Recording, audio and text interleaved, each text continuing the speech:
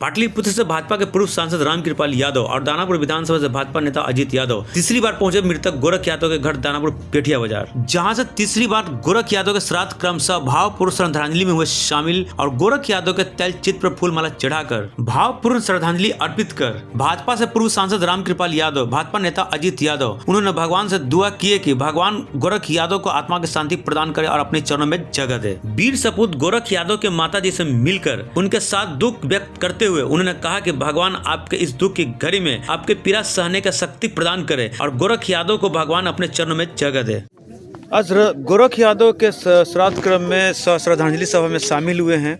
लगातार आते रहे, फीडबैक लेते रहे, उनके परिजन से मिलते जुलते रहे हैं और तीसरी बार आए हैं। क्या कुछ कहना चाहेंगे शोकाकुल परिवार के लिए? गोरख एक गरीब परिवार का लड़का था और कमा करके अपने परिवार को चला रहा था। अब नहीं है वो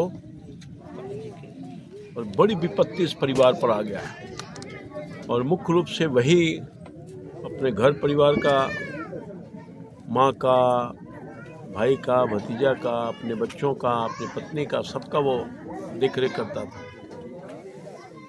मजदूरी करके जीविका उपार्जन कर रहा था, अपने परिवार को चला रहा था। आज इस परिवार पर बड़ा आपत्ति आ गया है।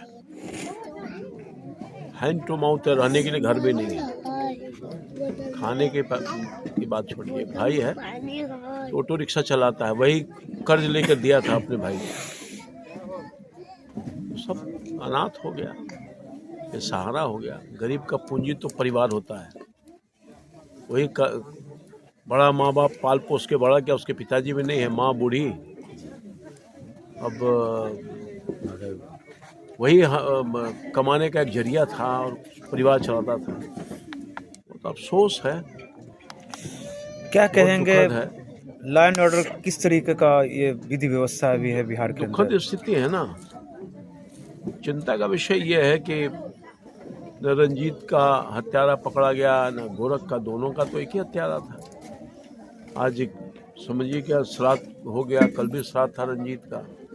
बिहार के 38 जिले में ऑलमोस्ट कहीं ना कहीं आए दिन हत्याएं हो रही हैं। इस पे विधि व्यवस्था को लेकर क्या कुछ कहना चाहेंगे? देखिए, विधि व्यवस्था के लिए सरकार तो चिंतित रहती है और कार्रवाई भी करती है।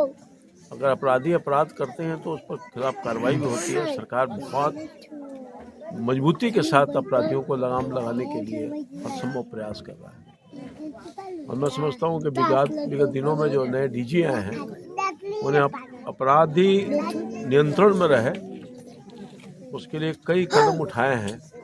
और यहाँ के एसपी भी नए आए हैं। बहुत भरोसा विश्वास है कि ये लोग अपराध को पूरे बिहार में नियंत्रण, सरकार के प्राथमिकता भी है, लोग सुरक्षित रहें। और उसी में इस तरह की घटना हो जा रही है तो चिंता का विषय तो है। और अभी तक गोरख और रंजीत का हत्यारा नहीं पकड़ा गया है, ये बिल्कुल चिंता का विषय। और परिवार के लोगों को सुरक्षा का भाव है। तो मैंने अधिकारियों से बातचीत भी की है, उनसे आग्रह भी किया था कि लोगों को सुरक्षित रखिए। आपकी जिम्मेदारी है कि दोनों परिवार को सुरक्षित रखिए, आपका बेसिक जिम्मेदारी है। तो मैं समझता हूँ कि अपराधी पकड़ा जाए, उस पर कार्रवाई हो। सुन तो रहे हैं कि कार्रवाई हो रही है, मगर रिजल्ट नहीं आ रहा है, तो परिवार में असंतोष या उनके समर्थकों में असंतोष का भाव है।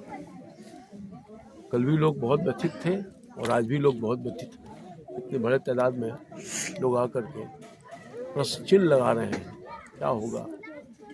तो इसको पूरा पुलिस स्टॉप लगाना चाहिए शासन को।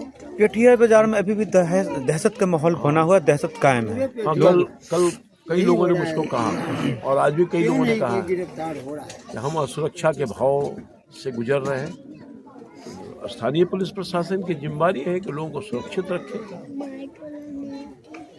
लोगों में अविश्वास का जो वातावरण पैदा हो गया है उसको विश्वास डाले और हर तरह से सक्रिय होकर के आम जन को सुरक्षित करें। और जो दुकानदार भाई हैं खासतौर पर, जिनमें भय व्याप्त हो गया है, उसके मन से भय निकालना चाहिए।